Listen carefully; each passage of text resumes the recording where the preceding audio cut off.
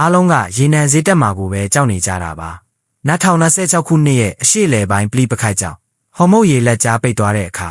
လူတွေကဓာတ်ဆီဈေးနှုန်းတွေကိုပဲစိုးရိမ်တကြီးစောင့်ကြည့်နေကြပေမဲ့တကယ်အိမ်မက်ဆိုးကတော့တခြားနေရာကနေလာနေပါတယ်ဒါဟာတင့်ရဲ့ကျန်းမာရေးစောင့်ရှောက်မှုနီးပညာပစ္စည်းတွေနဲ့နောက်ဆုံးတင့်ရဲ့ထမင်းစပွဲပေါ်ကဟင်းလျာတွေထိပါလာပြီးချင်းချောက်နေပါပြီရေနံမဟုတ်တဲ့ကုန်ကျန်းအသစ်တွေကကမ္ဘာစီးပွားရေးကိုဘလို့ကမောက်ကမဖြစ်စေတယ်လဲဒီနေ့ဗီဒီယိုမှာဒါကိုအသေးစိတ်ခွဲခြမ်းစိတ်ဖြာကြည့်ကြရအောင်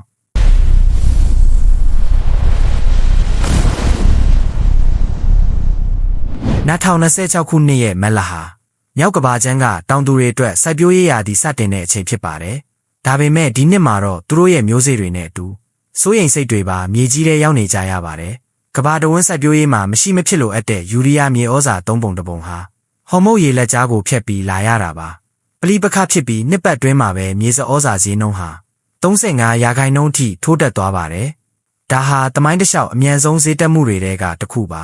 အမေရိကန်စစ်သင်္ဘောတွေဟာရေနံတင်သင်္ဘောတွေကိုပဲဦးစားပေးလုံခြုံရေးပေးနေချိန်မှာဓာတ်မြေဩဇာတင်ဆောင်လာတဲ့သင်္ဘောတွေကတော့ပင်လယ်ကွေ့ရဲမှာအပေခံတွေလိုတောင့်တင်နေပါတယ်မြေဩဇာပြက်လက်တာဟာတောင်သူတွေရဲ့ပြဿနာတင်မဟုတ်ပါဘူးမြေဩဇာမရှိရင်တီးနှံအထွက်နှုန်းကျဆင်းမယ်အဲ့ဒီအခါနောက်ထပ်6လအကြာဆောင်းဦးပေါက်မှာတင်းရဲ့ထမင်းဘက်ကန်တွေကစားတောက်ကုန်ဈေးနှုန်းတွေဟာထိမ့်မနိုင်သိမ့်မရဖြစ်လာတော့မှာပါဟီလီယံလို့ပြောလိုက်ရင်လူတော်များများကကလေးကစားစရာမိုးပြန်ပူဖောင်းတွေကိုပဲပြေးမြင်ကြပါလိမ့်မယ်ဒါပေမဲ့တကယ်တမ်းတော့ဒါဟာခေတ်မီဆေးပညာနဲ့နည်းပညာလောကရဲ့အသက်သွေးကြောပါ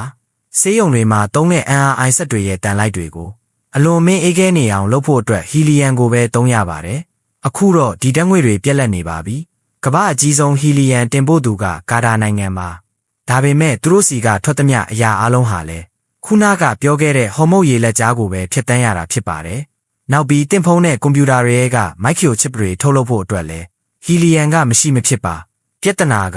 ဟီလီယံမှာအစားထိုးစရာပစ္စည်းဆိုတာလုံးဝမရှိတာပါပဲအခုတော့ဆီလီကွန်ဗယ်လီကနည်းပညာကုမ္ပဏီတွေနဲ့ဆေးဘက်ဆိုင်ရာအဖွဲ့အစည်းတွေဟာအဆိုးရွားဆုံးအခြေအနေအတွက်စိုးရိမ်တကြီးပြင်ဆင်နေကြရပါပြီဒါဆိုရေနံဈေးတက်တုံးကလို့ပဲအစိုးရတွေကအရန်သိမ်းထားတာတွေကိုထုတ်သုံးလို့မရဘူးလားလို့မေးစရာရှိပါတယ်အဖြေကတော့မရပါဘူးရေနံအတွက်ဆိုရင်နိုင်ငံတော်များများမှာအရေးပေါ်အရန်တိုးလောင်မှုတွေရှိပါတယ်လနဲ့ချီပြီးတောက်ခံထားလို့ရပါတယ်ဒါပေမဲ့ဓာတ်မြေဩဇာနဲ့ဟီလီယံအတွက်တော့ကမ္ဘာပေါ်မှာဘယ်နိုင်ငံမှအဲ့ဒီလိုမဟာဗျူဟာမြောက်အရန်တိုးလောင်မှုဆိုတာမရှိပါဘူးနောက်ထပ်အချက်တစ်ချက်ကဦးစားပေးမှုပါ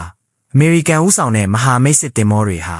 ရေနံတင်သင်္ဘောတွေကိုပဲလုံခြုံရေးပေးဖို့အာရုံစိုက်နေကြပါတယ်ဓာတ်မြေဩဇာနဲ့စက်မှုကုန်ကျန်းတင်သင်္ဘောတွေကတော့စစ်ရေးရဦးစားပေးအစ်စ်မှာမပါဝင်တဲ့အတွက်အခုထက်ထိပင်လယ်ကွေ့ထဲမှာတောင်တင်နေစေဖြစ်ပါတယ်ဆိုလိုအားကရေနံဈေးကိုထိန်းဖို့စ조사နေချိန်မှာပဲကမ္ဘာထောက်ပံ့ရေးလမ်းကြောင်းရဲ့အားနည်းဆုံးနေရာကိုအီရန်ကထိမှန်သွားတာဖြစ်ပါတယ်အကယ်၍ဒီစစ်ပွဲဟာမနှက်ဖြန်မှာပဲချက်ချင်းပြီးသွားခဲ့ရင်တော့ကမ္ဘာစီးပွားရေးဟာအရင်လိုချက်ချင်းပြန်ဖြစ်လာမှာမဟုတ်ပါဘူးရက်သက်တပတ်ပေါင်းများစွာပြတ်တောက်သွားတဲ့ထောက်ပံ့ရေးလမ်းကြောင်းဟာ2026ခုနှစ်တစ်နှစ်လုံးကိုအရေးမဲကြီးလိုလွှမ်းမိုးထားတော့မှာပါဒါဟာကျွန်တော်တို့အတွက်သင်ခန်းစာတစ်ခုပါပဲကျွန်တော်တို့ဟာရေနံဈေးတက်မှာကိုပဲပြင်ဆင်ထားကြပေမဲ့တကယ်အသက်သွေးကြောဖြစ်တဲ့တခြားကုန်ကျန်းတွေအတွက်ရောအသင့်ဖြစ်နေပြီလား